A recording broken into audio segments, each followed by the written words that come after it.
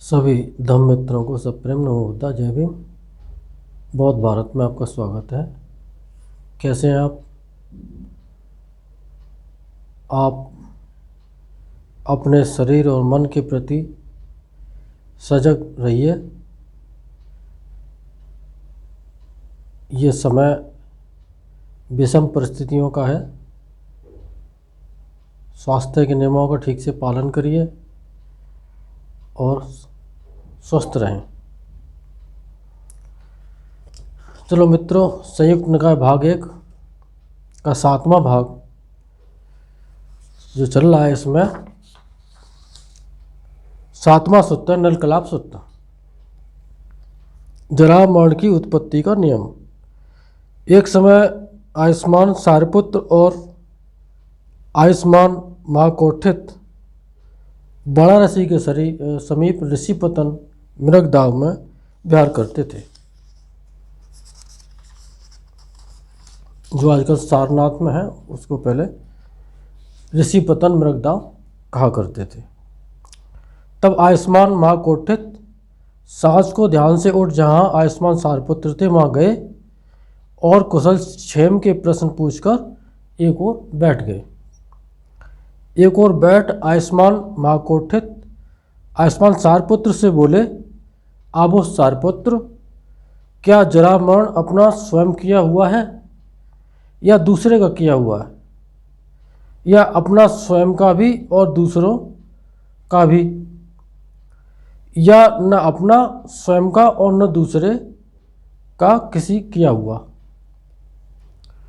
ये एक ही सवाल में उन्होंने कई सवाल पूछ लिए, किंतु अकारण हठात उत्पन्न हो गया। तो भदंत सारिपुत्र कहते हैं कि आबुस कोठित, इनमें एक भी ठीक नहीं। आबुस सारिपुत्र, क्या जाति, भव, उपादान, तृष्णा, वेदना, स्पर्श, षडायतन, नाम रूप अपना स्वयं का किया है या अकारण हठात उत्पन्न हो गया है। आबुस कोठित, इनमें एक भी ठीक नहीं, किंतु विज्ञान के प्रत्यय से नाम रूप होता है। ये बात इतनी जल्दी समझ में नहीं आती है कि विज्ञान के प्रत्यय से नाम रूप होता है, क्योंकि सम्यक दृष्टि उत्पन्न होना कोई आसान बात नहीं है। सारा संसार मिथ्या दृष्टि में, झूठी धारणाओं में जकड़ा हुआ है, और उन्होंने उसी को सत्य मान करके एक आधार बना लिया है कि अब यही फाइनल है। तब उस तरह के ये सवाल आते हैं, लेकिन ये सवाल हम में से किसी के भी हो सकते हैं, इसीलिए बहुत इम्पोर्टेंट है। आबो सारिपुत्र, क्या विज्ञान स्वयं अपना स्वयं किया हुआ है या अकारण उत्पन्न हुआ है। महाकोठित, इनमें एक भी ठीक नहीं, किंतु नाम रूप के प्रत्यय से विज्ञान होता है।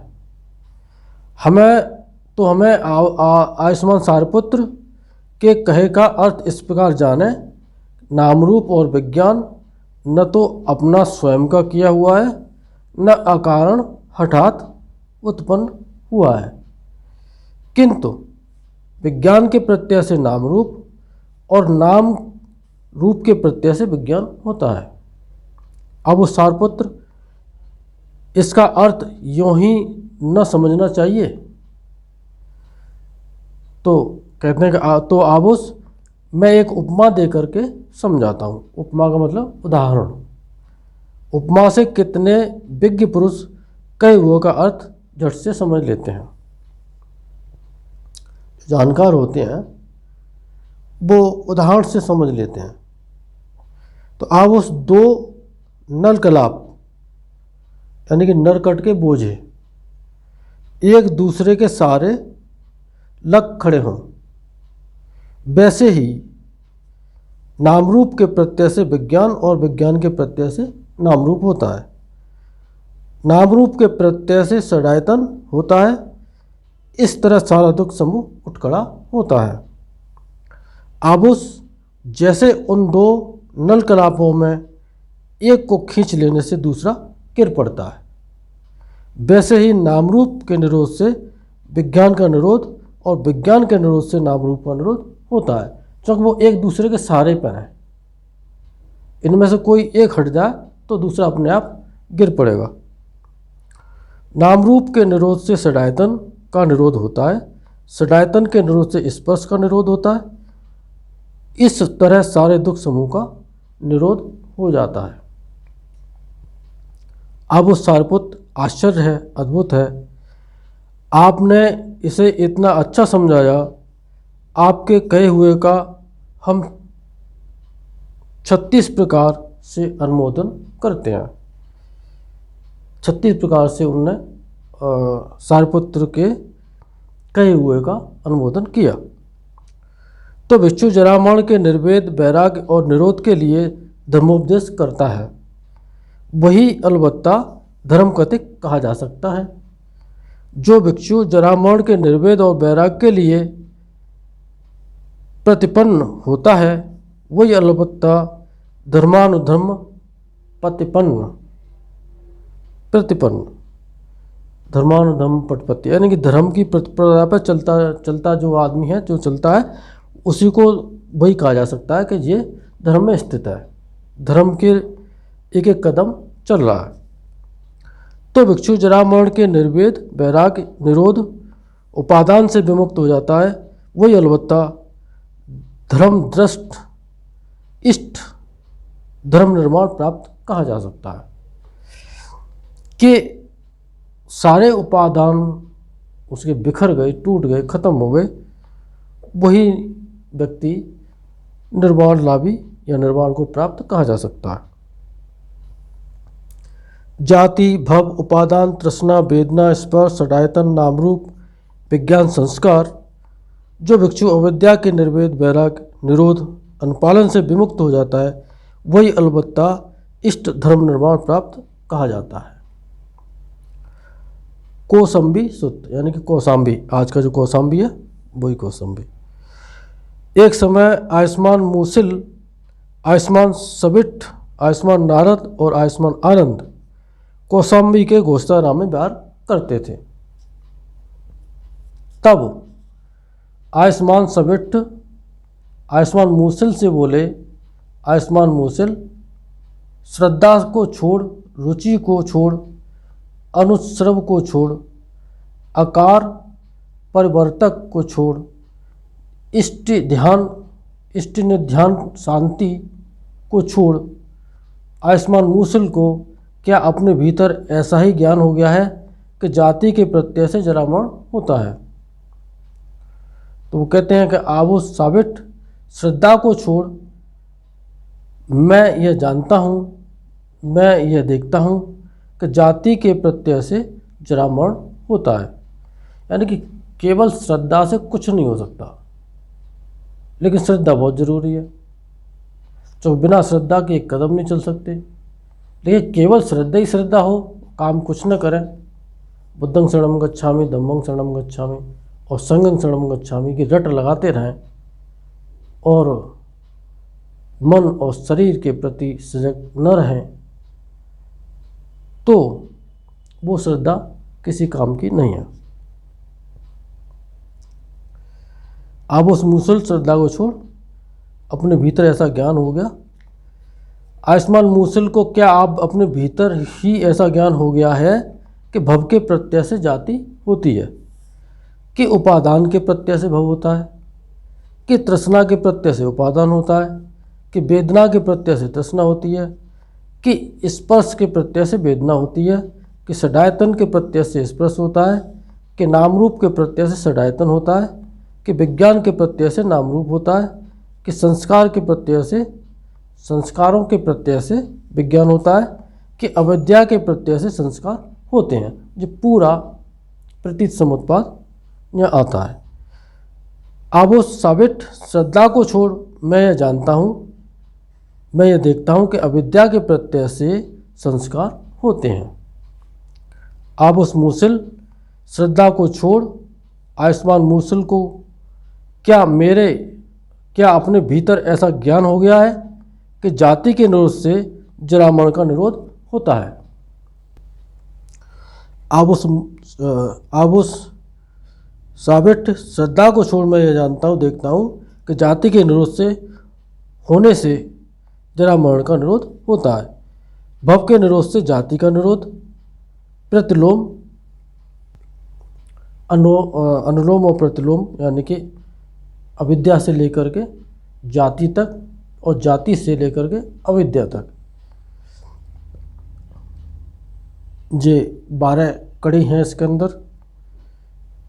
तो एक को हटाते दूसरा हटता है और एक को बढ़ाते दूसरा बढ़ता है। अब उस मूसल श्रद्धा को छोड़ आयुष्मान मूसल को क्या अपने भीतर ऐसा ज्ञान हो गया है कि भव का निरोध होना ही निर्वाण है। अब उस साबित श्रद्धा को छोड़ मैं ऐसा जानता और देखता हूँ कि भव का निरोध होना ही निर्वाण है। तो आयुष्मान मूसल क्षीणाश्रव अनंत है। इस पर आयुष्मान मूसल चुप रहे, क्योंकि कोई अवस्थाओं को नहीं बताता, इसलिए वो चीज़ उनके जो समकक्ष हैं उनको जानने के योग्य है कि ये कहाँ तक पहुँच गया। चुप रहे का मतलब वो अनंत ही थे। तब आयुष्मान नारद आयुष्मान साबित से बोले कि आयुष्मान साबित, अच्छा होता कि मुझे भी वह प्रश्न पूछा जाता, मुझसे वह प्रश्न पूछें, मैं आपको इस प्रश्न का उत्तर दूंगा। मैं आयुष्मान नारद को भी वह प्रश्न पूछता हूँ। आयुष्मान नारद मुझे इस प्रश्न का उत्तर दें। और जो इस तरह से अभी जो पूछा गया है, साबित और मूसल के बीच में जो बातचीत हुई है वही नारद और साबित के रूप में हुई है। अब उस साबित श्रद्धा को छोड़ मैं यह जानता और देखता हूँ कि भव का निरोध होना ही निर्वाण है। तो आयुष्मान नारद क्षीणाश्रव अनंत हैं। अब मैंने इस यथार्थ ज्ञान को पा लिया है कि भव का निरोध होना ही निर्वाण है, किंतु मैं क्षीणाश्रव अनंत नहीं हूँ। यानी कि उन्होंने बता दिया और वो चुप रहे थे। अब वो जैसे किसी कांतार मार्ग में एक कुआं हो, वहाँ न डोर हो न बाल्टी, तब कोई घाम में घमाया थका मादा प्यासा पुरुष आवे, वह उस कुएं में झांके, पानी है ऐसा कह जाने, किंतु वहाँ तक पहुँचने में असमर्थ हो। अब उस वैसे ही मैंने इस यथार्थ ज्ञान को पा लिया है कि भव का निरोध होना ही निर्वाण है, किंतु मैं क्षीणाश्रव नहीं हूँ। ये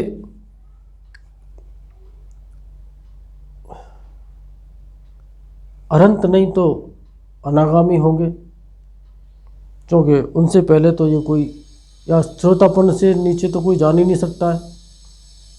तो उनमें से कोई एक अवस्था होगी, कंप्लीट अनंत नहीं होंगे, वो उन्होंने साफ साफ कह दिया।